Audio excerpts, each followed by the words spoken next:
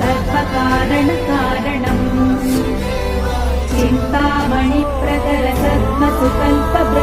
चिन्तामणिप्रकरसद्मसुकल्पवृक्षलक्षावृतेषु सुरभीरविपालयन्तम् लक्ष्मी सहस्रशतसम्भ्रमसेव्यमानम् गोविन्दमादिपुरुषम् भजामि वेणुं त्वणन्तमरविन्ददलायताक्षं वर्धावतं समसितामृतसिं वदामि कन्दर्पकोटिकमनीयविशेषशोभम् गोविन्दमादिपुरुषं तमहं भजामि